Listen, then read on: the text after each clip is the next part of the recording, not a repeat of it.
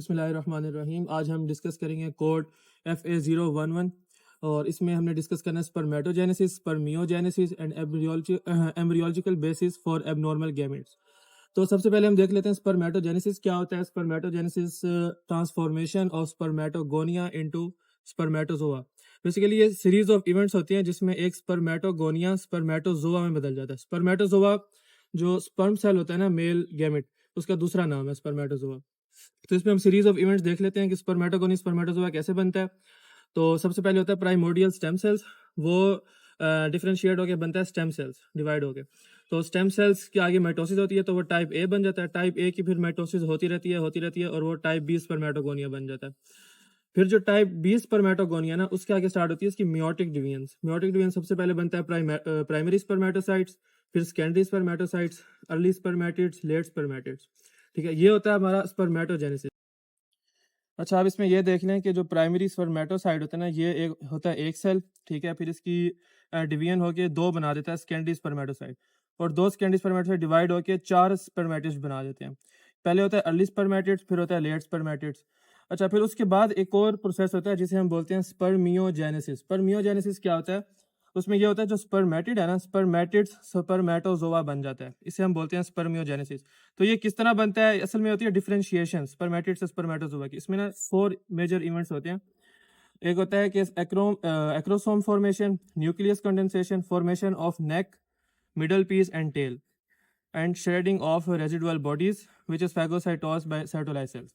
जब ये 4 इवेंट्स हो जाएंगे ना, तो एक स्पर्मेटिड स्पर्मेटोजोआ बन जाएगा। तो ये प्रोसेस होता है स्पर्मियोजेनेसिस का। तो हम FA011 का हमने आधा पार्ट डिस्कस कर लिया। दूसरा पार्ट है embryological basis for abnormal gametes. तो कि ये जो स्पर्मेटोजेनेसिस का जो प्रोसेस है ना, एबनॉर्मल स्पर्म सेल्स किस तरह बनते हैं, उसकी कुछ रीजंस हमने बतानी है, एम्ब्रियोलॉजिकल रीजंस। उसमें ये देख लें, रीजंस लिखी हुई हैं। एक होता है क्रोमोसोमल एबनॉर्मेलिटीज।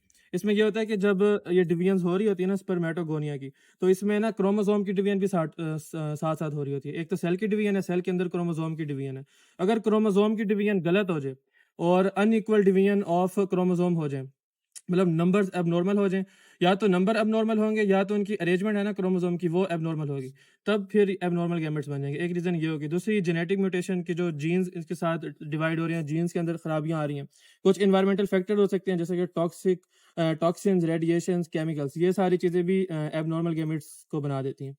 FA011 खत्म हो गया। अब अगला कोड है FA012, जिसमें हमने डिस्कस करना है prenatal and postnatal oogenesis.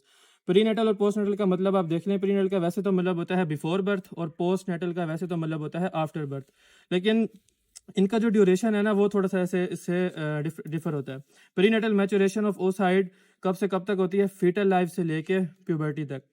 Fetal life मतलब कि बिफोर बर्थ वाला पीरियड होता है इसमें, और बर्थ के बाद भी अनटिल प्यूबर्टी प्रीनेटल मैचुरेशन होती रहती है। जबकि जो post natal maturation of oocyte है ना, वो प्यूबर्टी के बाद स्टार्ट होती है टिल टिल मेनोपॉज। जब प्यूबर्टी खत्म हो जाती है तब पोस्ट नेटल मैचुरेशन खत्म हो जाती है। इसमें कुछ इवेंट्स है कि प्री नेटल में कौन से इवेंट्स होते हैं, पोस्ट नेटल में कौन से इवेंट होते हैं।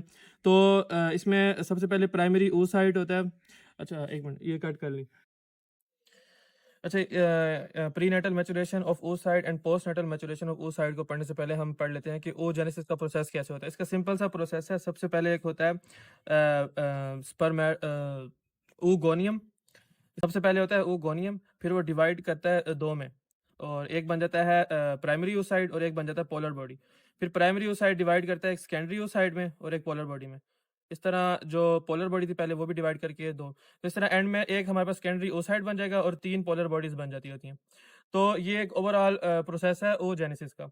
तो अब प्रीनेटल मैचुरेशन में क्या होता है कि जो प्राइमरी oocyte बनती है ना, उसके आगे डिवीजन्स नहीं होती। प्राइमरी oocyte बन के खत्म हो जाती है, और प्राइमरी oocyte के अंदर इसके जो सेल साइकिल में प्रोफेज 1 होता है ना, उस पर जाके ना ये अरेस्ट हो जाती है। प्रोफेज 1 इसकी कंप्लीट होती ही नहीं है, ठीक है, प्राइमरी oocyte में। और प्रोफेज 1 के अंदर किस स्टेज पे जाके ये अरेस्ट होता है, वो होती है डाइप्लोटीन स्टेज। और ये इसको अरेस्ट कराता कौन है? उसको वो होता है oocyte मैचुरेशन इनहिबिटर, ठीक है। और ये रिलीज होता है, फॉलिकुलर सेल्स होते हैं इसके इसके इर्द गिर्द, वो रिलीज कराते हैं OMI, oocyte मैचुरेशन इनहिबिटर, जो इनहिबिट कर देते हैं प्राइमरी oocyte की डिवीजन को एट प्रोफेज 1। इसको हम कहते हैं प्रीनेटल मैचुरेशन, और ये फीटल लाइफ से पुबर्टी तक चलती है। जब पुबर्टी पे बंदा पहुंच जाता है ना, फिर उसके बाद उसके स्टार्ट होती है post natal maturation. Post natal maturation after puberty start होती है और मेनोपॉज तक जाती है जब प्यूबर्टी ख़त्म हो जाती है। इसमें क्या होता है कि जो प्राइमरी oocyte है वो डिवाइड करके सेकेंडरी oocyte और पोलर बॉडी बना लेती है। अच्छा, इसमें भी ये होता है कि जो मियोसिस 2 है ना वो भी कंप्लीट हो भी सकती है, नहीं भी हो सकती। जब सेकेंडरी oocyte बन जाती है ना वो मेटाफेज 2 तक जाके अरेस्ट हो जाती है। ठीक है, पोस्ट नेटल मैचुरेशन में सेकेंडरी oocyte मेटाफेज 2 पे अरेस्ट हो जाती है। उससे आगे डिपेंड करता है कि फर्टिलाइजेशन होती है या नहीं होती। अगर फर्टिलाइजेशन हो गई तो मेटाफेज 2 से आगे इसकी सेल डिवीजन कंप्लीट हो जाएगी। अगर फर्टिलाइजेशन नहीं होगी तो मेटाफेज 2 पे ये अरेस्ट रहेगा। ठीक है, और ये फिर बॉडी से एक्सक्रीट हो जाएगा। अच्छा, आगे होता है FA013। अगला कोड है हमारा FA013। इसमें हमने पढ़ना है significance of arrested development of oocyte। ये जो हमने पढ़ा है ना प्रीनेटल मैचुरेशन में अरेस्ट हो रहा है oocyte प्रोफेज 1 में, और पोस्ट नेटल में अरेस्ट हो रहा है मेटाफेज 2 पे। इसकी सिग्निफिकेंस क्या है, ये क्यों अरेस्ट हो रहा है, इसके कुछ पॉइंट्स हैं। पहला पॉइंट ये कि कंजर्वेशन ऑफ oocyte पूल, जो बॉडी के अंदर जितने oocyte है ना मिलियन ट्रिलियंस, वो उसके कंजर्व रहते हैं, वो ख़त्म नहीं होते।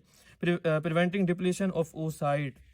दूसरा पॉइंट ये है कि कंट्रोल ऑफ ओवुलेशन, कि जब ये अरेस्ट रहता है ना तो ओवुलेशन नहीं होती। जब ओवुलेशन नहीं होगी तो फिर oocyte पूल की कंजर्वेशन होगी और सिर्फ एक oocyte रिलीज होगा जब भी रिलीज होना होगा।